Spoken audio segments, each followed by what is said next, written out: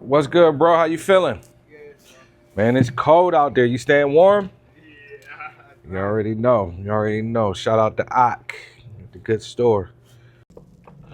Yo, what's good, family? It's your boy Stoney, the Melody Guy. I am back on day number, 8 of my 365-day vlog with the DJI OSMO Pocket 3. I am currently out and about in the city, heading to one of my favorite places in the Metro Atlanta area. That is the DeKalb Farmers Market. Let me put this on so y'all gotta hear that the whole ride.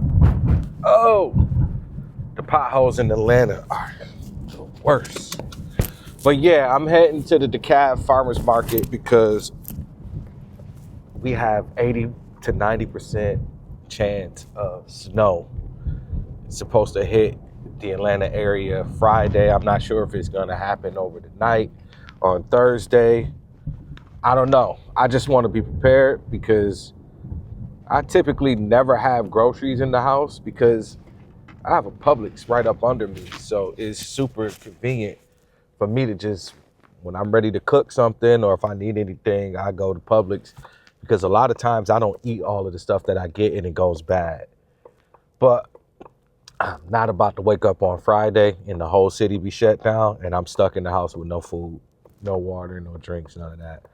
So I'm gonna go to the DeKalb Farmers Market so I can get some stuff, get my produce, get some fish, get a couple seasonings and spices that I need. And yeah, I'm gonna go from there.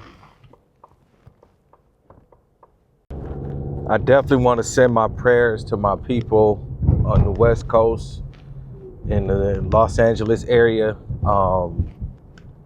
Those wildfires are looking crazy. And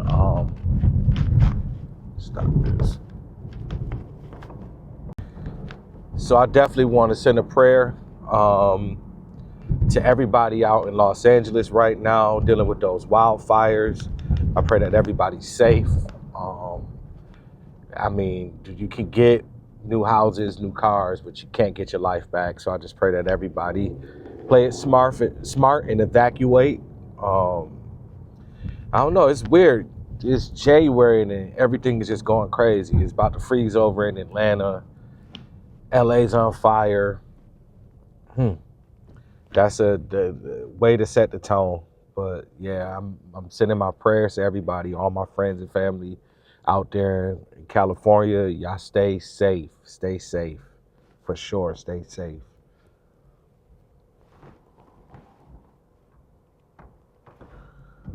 Man, I really be wanting to be myself. Like, I would love to just turn on some music right now, light up a J and just ride through the city and let y'all come with me.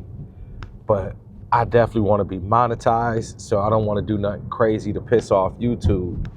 But if y'all know, some of the rules and how that works, let me know, man. Because like I said, I don't want to, mess up my videos and get them banned or get banned off of YouTube. But I definitely be wanting to give y'all the full experience.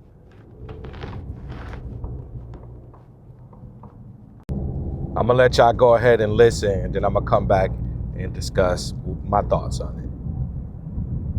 Do you guys think hookah changed the way how parties are? And because now that I see hookahs and sections more than the dance floor. Does that create more money for you to get, or is the dance floor? How do you guys, the dance floor ran away?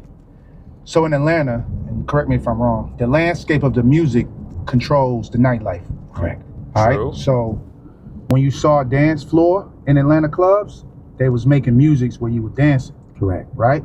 But then when the music changed and it was less about dancing and it was more about popping bottles, being VIP. Trap music. There you go. Then the music dictated the way you ran your club. So it was about VIP and buying sections. You understand what I'm saying? Kind of got a point there, not gonna lie. Let me put my seatbelt on because I know y'all gonna be in the comments saying, put on your seatbelt. I ain't gonna lie. He kind of has a point there. I've been in Atlanta since 2005. And when I first moved here, it was literally all about crunk music and partying. Like, man, they used to be on the dance floor leaning and rocking, snapping, like the toughest dudes you'll ever see, like the most hoodest dudes you'll ever see. They'll walk in the club 50 deep, and then it's at least 10 of them. That's the dance crew. And they dances together, they dressed alike. So he definitely got a point there. We used to go out, man, to the underground and all these different places, you know, and kind of just dance and party all night. But I'm gonna go ahead and let them finish talking. And then the hookahs came into the game too. And I think, you know, no disrespect, nowadays rappers rap about using the drugs instead of selling the drugs. You understand what I'm saying? So the whole nightlife experience has changed because the music has changed. That's a good take. I want to tap into that a little bit. The consumer controls what happens at the club. You guys have to know that, right? Mm-hmm. And so in 2003, Vision opened. I think that Vision was the greatest thing and the worst thing all at the same time. Because this is the owner of Rose Bar talking. I don't know his name. Forgive me for that part of me, but this is just so y'all have context of who's talking. That's the owner of the club, Rose Bar. Prior to Vision, Atlanta has two worlds, Atlanta and then everybody else, right? And so people from Atlanta always partied where they was from. South side, west side, east side, north side. And then people who transplants who came here for school, work, whatever, they partied Midtown, Buckhead, and shit like that. In 2003. That's very, very true. I just told y'all, I'm not from Atlanta. I'm an implant. You know what I'm saying? I've been here for a very long time now, but you know, I'm not originally from here. I'm from New York. But me and my boys, we used to party at the underground. We would go like the SOs. We would drive out the Mansion and Line. I forget what Mansion was before it was Mansion. But we were always either on the outskirts, like far on the outskirts, like Vegas nights and Marietta, or we were downtown. I would never go to like High Life or Coco Loco or what's some more, Chit Chat. None of the local stuff, because I mean, I'm from the hood. I already knew, like, you go to these spots, you right in these dudes' neighborhood.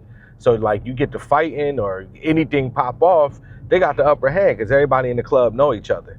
But I'm gonna go ahead and get back into what they saying. We were now Open Visions. It was a big club, so it collapsed everybody all into the same place. And then when he started doing parties with trappers in 2003, we're now Open Visions. It was a big club, so it collapsed everybody all into the same place.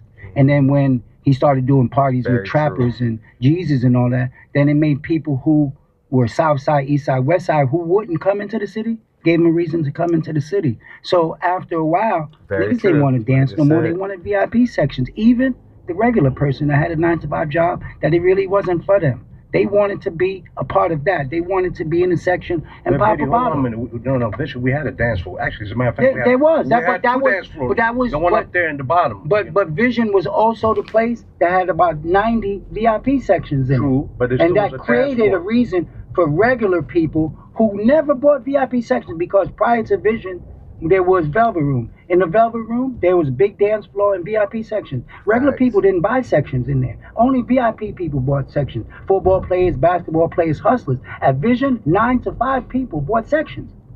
Okay. And the sections, here's the key. The sections was elevated. Mm-hmm.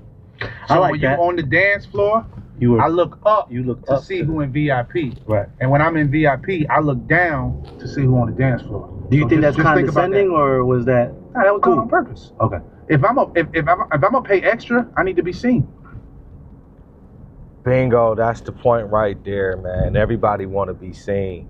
Because, like, it got to a point where I would say around COVID or right before COVID, all of the clubs started, it was probably like 2019 into 2018. I don't know if somebody went to New York or Dubai and saw this, but all of the clubs went from clubs to lounges. This is when I stopped going out.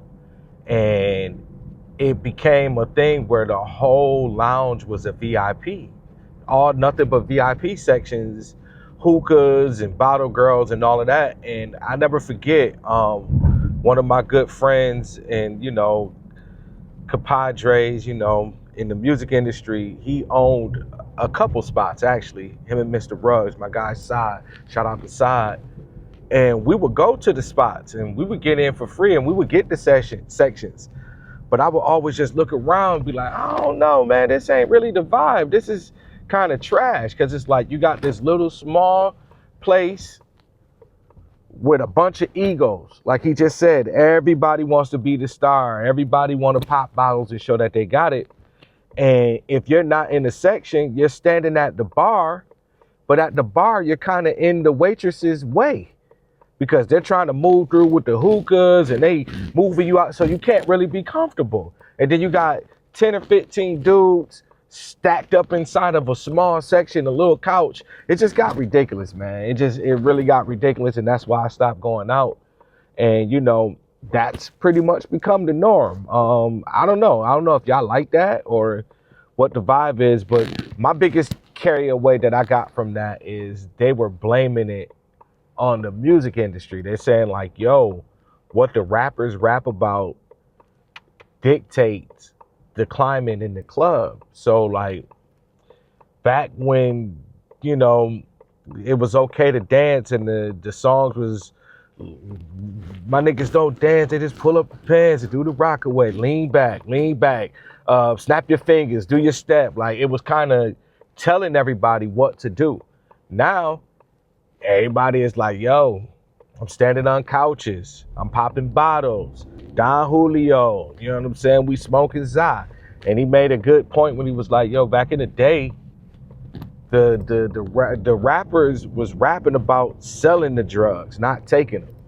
Now everything is about taking them. Molly, Percocet, Xan. It's like, at some point, as us being in the music industry and being producers and artists and songwriters, we kind of got to take responsibility. You know what I'm saying?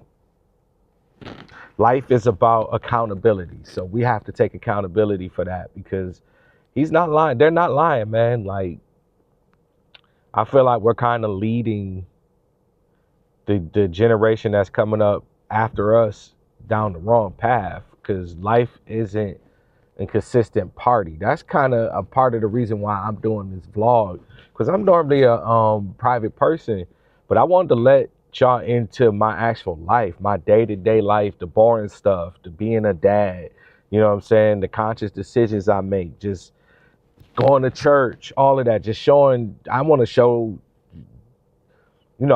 people that it's okay to be a normal person. Everything is not chains and Ferraris and bottles and, you know what I'm saying, balling out.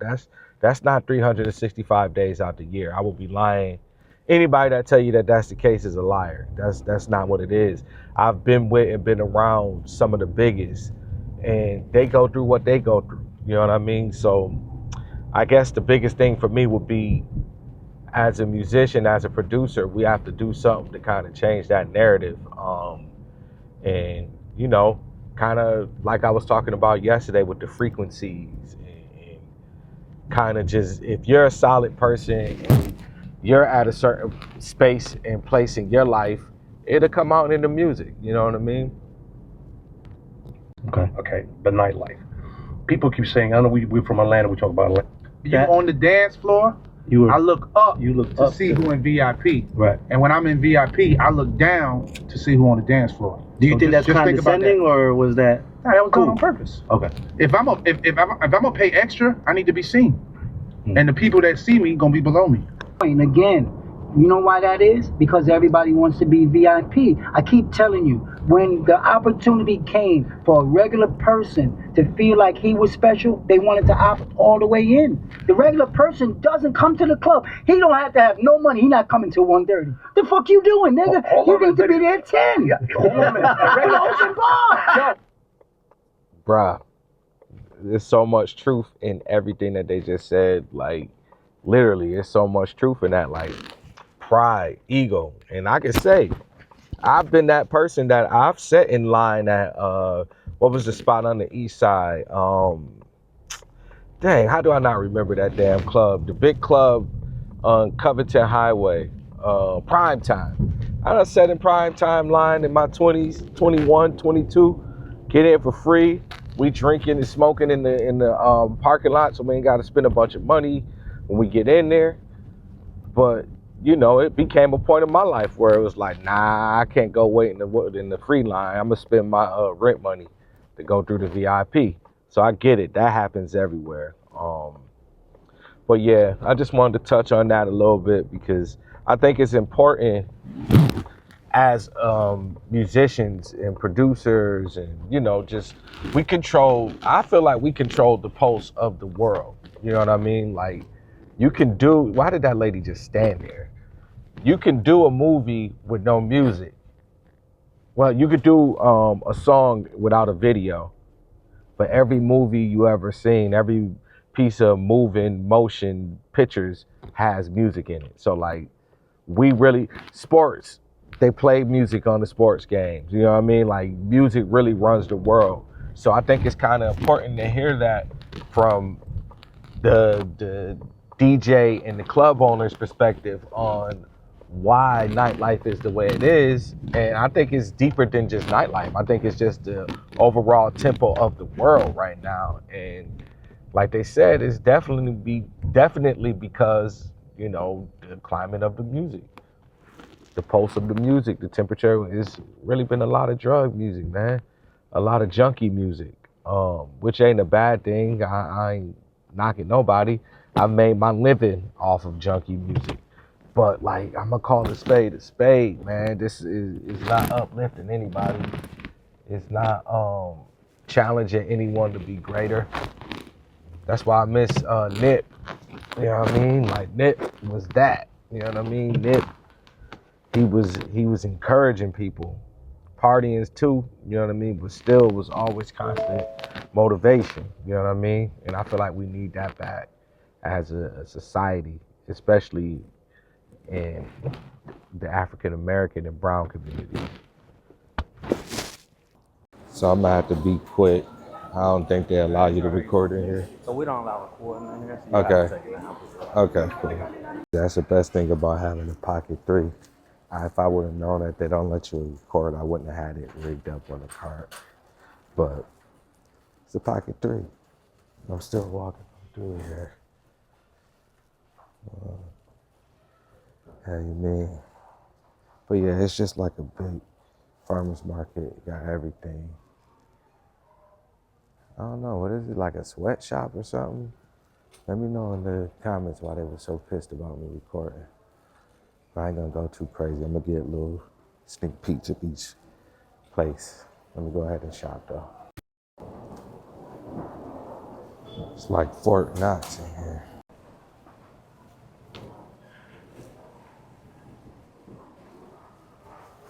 What's up, brother?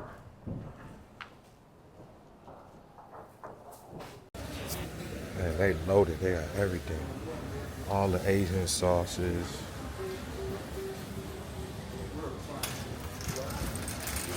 It's like my favorite place. Whenever I come here, I'm here for a couple hours. No cap. I'm about to go back down that aisle and actually shop. Let me show y'all why I had a spare moment. It's been Fort Knox today. I need some olive oil, but I don't really use olive oil.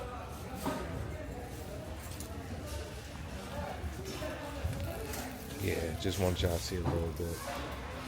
I'm gonna show y'all the live fish area too.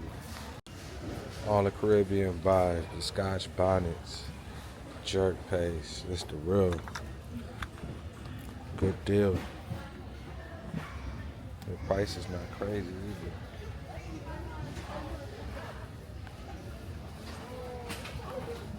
The price is not crazy at all.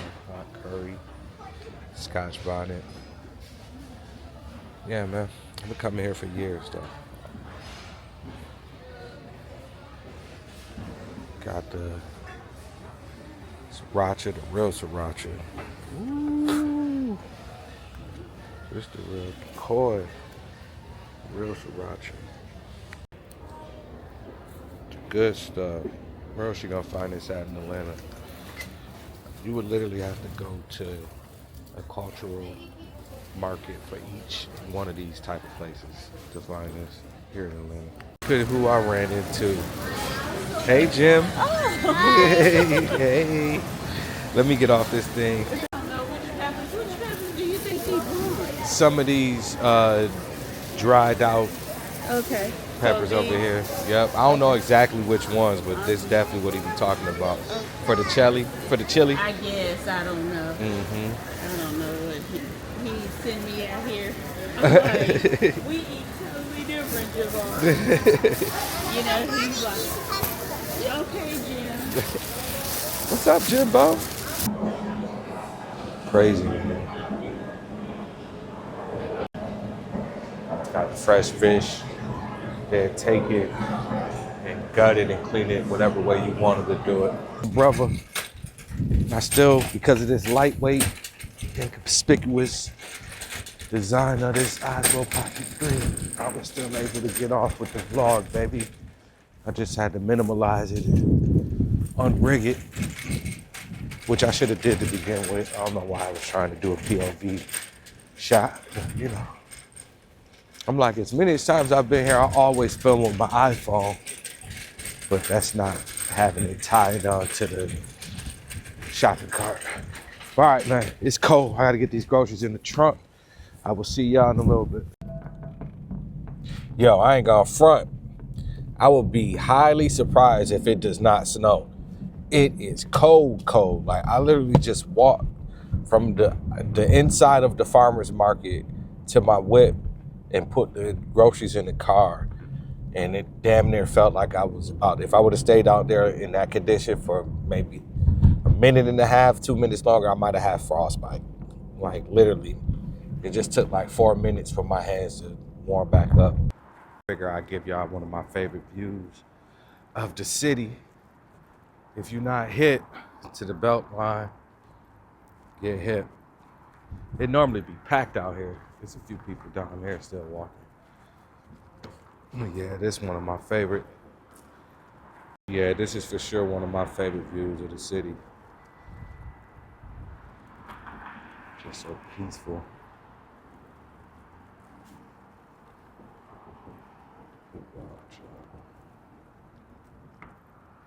Being from New York, it's just giving me that New York vibe. But yeah, another day in Atlanta with the OSMO Pocket 3.